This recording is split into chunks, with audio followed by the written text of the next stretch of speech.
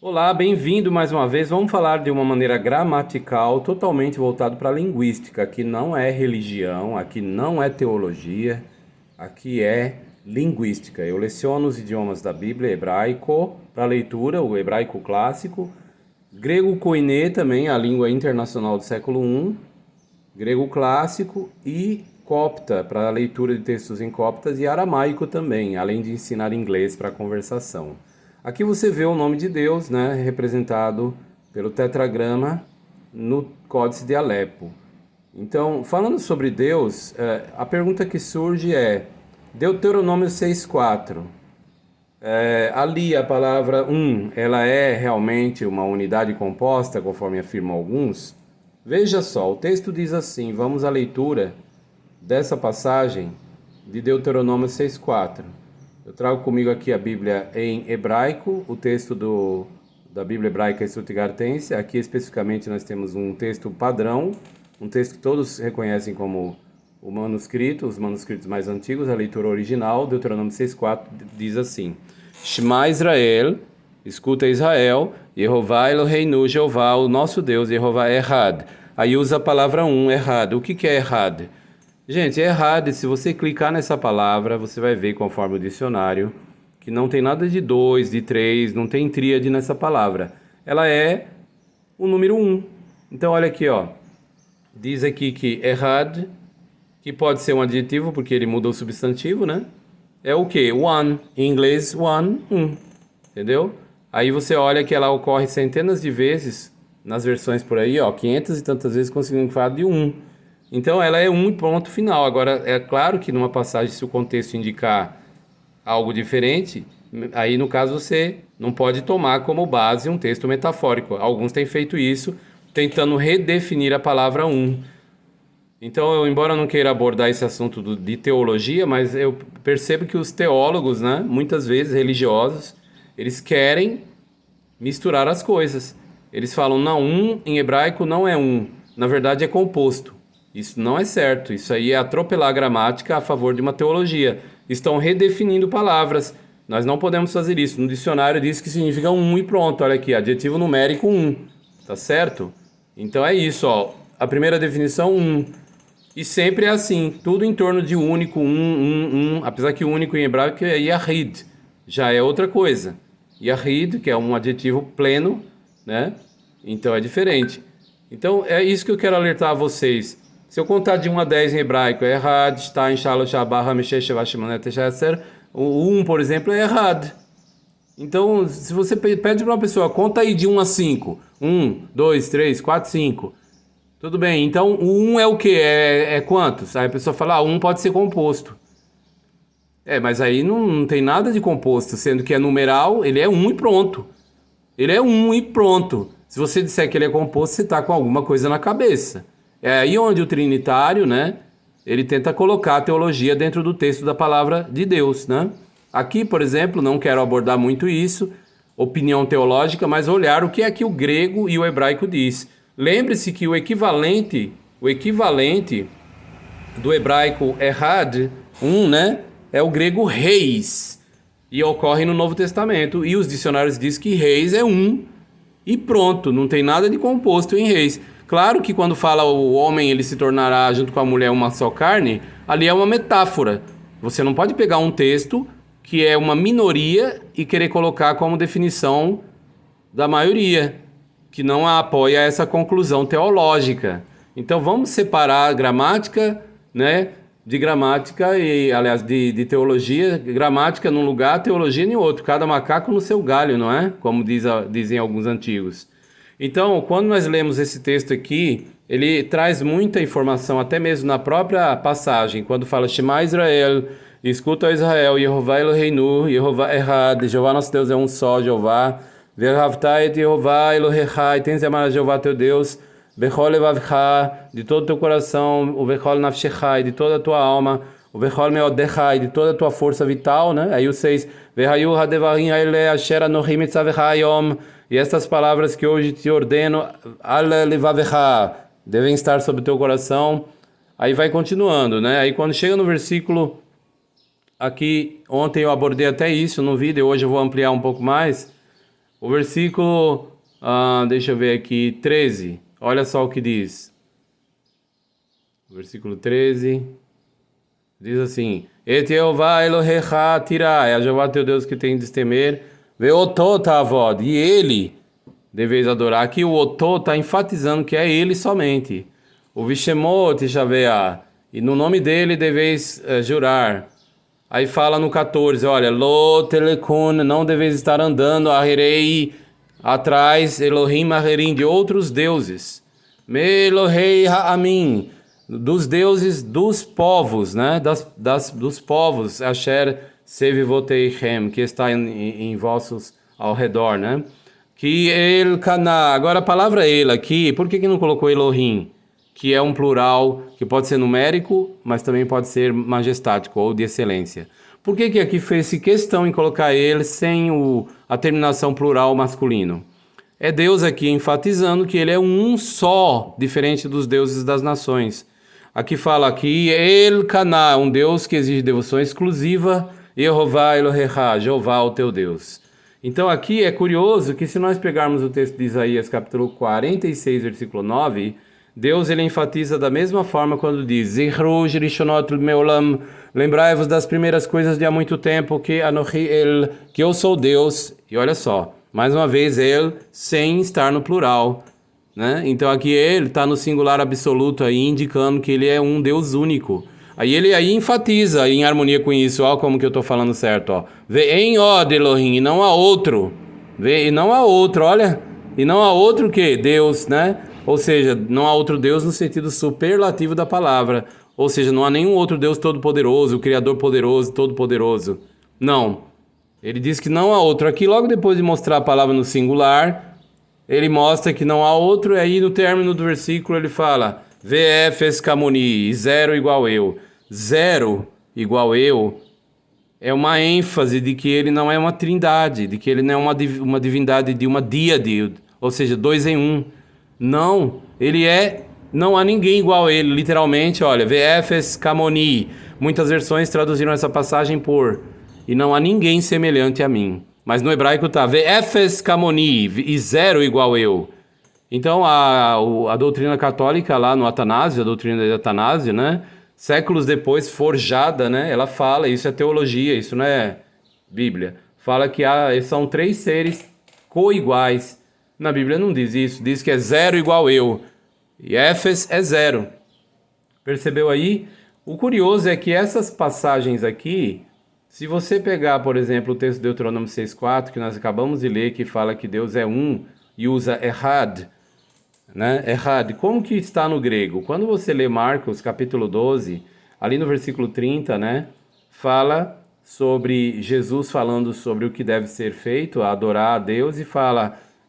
respondeu Jesus, apecrite ho Jesus, roti protestim, o primeiro é, acua Israel, escuta Israel.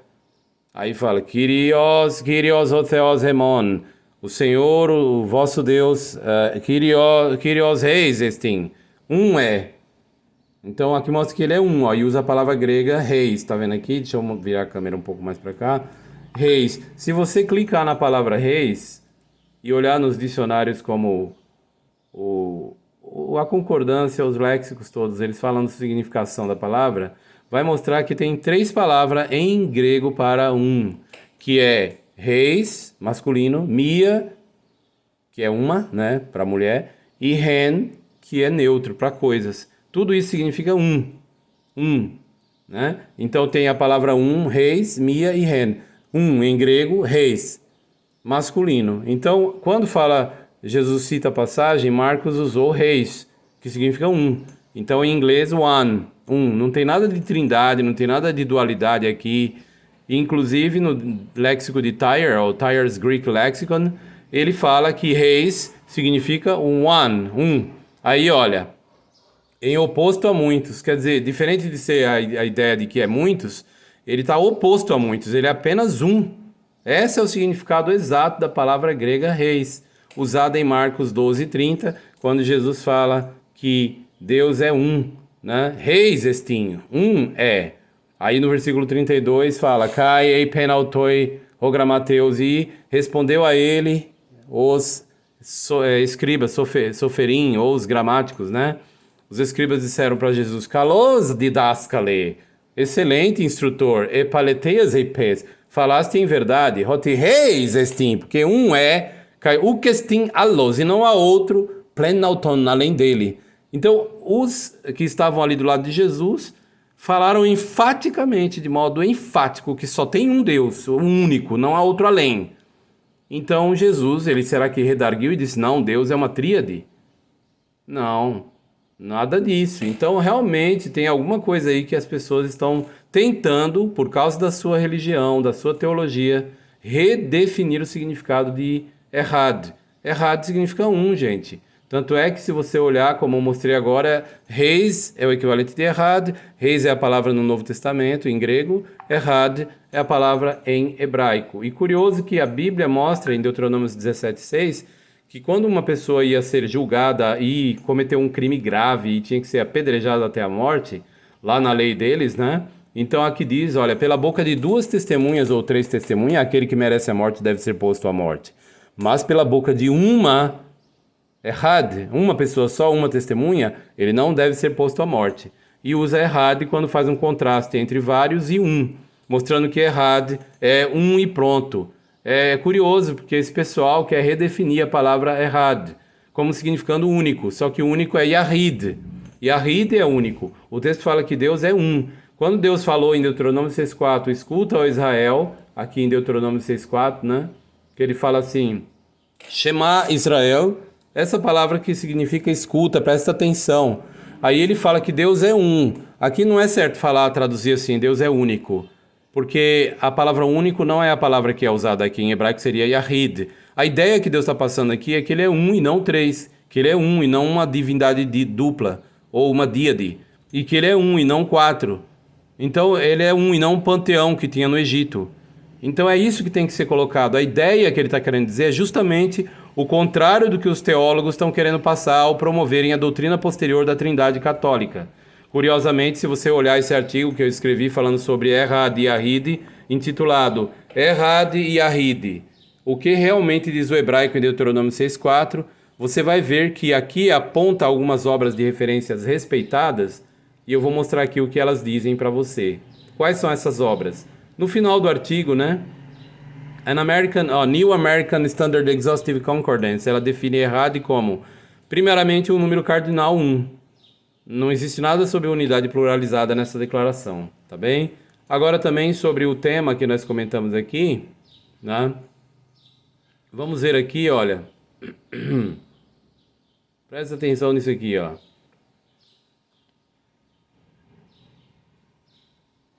Isso aqui é muito bom. Gálatas 3:20 diz que Deus é apenas um. Viu só? Gálatas 3:20. Ó. E usa a palavra reis. Tiago 2,19 fala, crês tu que há um só Deus, fazes muito bem. Romanos 3,30 diz que Deus verdadeiramente é um só, e usa a palavra reis, equivalente do hebraico errad. E reis significa um, não tem nada de composto. Os apóstolos empregaram a palavra reis, que não tem nada de divindade composta. Então, 1 Timóteo 2,5 lá fala, pois há um só Deus e um só mediador entre Deus e os homens, um homem, Cristo Jesus. Enfatizando mais uma vez, usa a palavra reis. Deus é um só. Por isso que a The New Encyclopedia Britannica diz, abre aspas, nem a palavra trindade, nem a doutrina explícita como tal aparecem no Novo Testamento, e nem Jesus ou seus seguidores tensionaram contradizer o Shema do Velho Testamento, ouve, ó Israel, o Senhor nosso Deus é um só. Deuteronômio 6,4. A doutrina da Trindade, olha, desenvolveu-se gradualmente com o decorrer dos séculos, enfrentando muitas controvérsias. Percebeu? Por fim, por volta do quarto século, a doutrina da Trindade tomou substancialmente a forma que desde então tem conservado. E você pode perceber que no Concílio de Nicéia, no ano 325, lá eles não discutiram Trindade. O Arius e o Atanásio discutiam a natureza de Deus, se ele era 2 ou 3 ou 1. E se ele era a mesma essência, Deus a mesma essência que Jesus, Jesus a mesma essência que Deus. E usavam termos, aquele Arius, não, mas o Atanásio, que ele era da Igreja Católica, né, ele defendia ali usando palavras filosóficas de Platão e Parmênides, termos como essência, coisa que não está na Bíblia, na ideia não está. A própria New Catholic Encyclopedia reconhece o seguinte, abre aspas, a formulação de um só Deus em três pessoas não foi solidamente estabelecida, de certo não plenamente assimilada na vida e na sua profissão de fé antes do fim do quarto século. Mas é precisamente esta formulação que tem a primeira reivindicação ao título Dogma da Trindade. Entre os pais apostólicos não havia nada, nem mesmo remotamente, que se aproximasse de tal mentalidade ou perspectiva. Ou seja, os pais da igreja não pregavam trindade. E é realmente, se você olhar com atenção, se você falar, peraí, eu vou ler os pais da igreja com mais cuidado, você vai ver que não havia uma clara doutrina trinitária. O que havia era um passo indo para isso. E é aí onde alguns pegam uma leitura apressada e começam a divulgar isso. A Enciclopédia Americana diz, o cristianismo derivou-se do judaísmo. E o judaísmo era estritamente unitário. Cria que Deus é uma só pessoa. O caminho que levou de Jerusalém a Niceia dificilmente foi em linha reta. O trinitarismo do quarto século de forma alguma refletiu com exatidão o primitivo ensino cristão sobre a natureza de Deus. Foi, ao contrário, um desvio deste ensinamento. E o Novo Dicionário Universel, em latim, em francês, diz assim, a trindade platônica, que em si é meramente um rearranjo de trindades mais antigas, que remontam aos povos anteriores, parece ser a trindade filosófica racional de atributos, que deram a origem às três hipóstases ou pessoas divinas ensinadas pelas igrejas cristãs.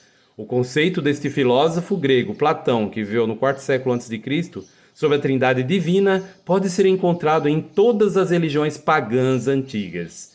Veja só, e o jesuíta Mackenzie, em seu dicionário da Bíblia, ele diz, a trindade de pessoas dentro da unidade na natureza é definida em termos de pessoa e de natureza, que são termos filosóficos gregos. Na realidade, esses termos não aparecem na Bíblia. As definições trinitárias surgiram em resultado de longas controvérsias, em que estes termos e outros, tais como essência e substância, foram erroneamente aplicados a Deus por alguns teólogos. E é o que mais os pastores vão tentar usar essa palavra. Jesus é da mesma essência do Pai, irmãos. Ao tentar refutar alguém, né? Então, gente, é isso. O que eu quero dizer é que isso não é conhecimento de linguística, defender coisas e tentar redefinir a palavra errado. Isso não é linguística bíblica, não é, mas é teologia, é religião. E isso não nos interessa, e sim o que o texto diz, o texto é sagrado. Vamos nos ater ao texto. Espero que esse vídeo tenha ajudado você a entender um pouco melhor sobre a farsa de que errad, a palavra errad, quando Deus fala eu sou errado, seja entendido de uma maneira equivocada pela teologia posterior.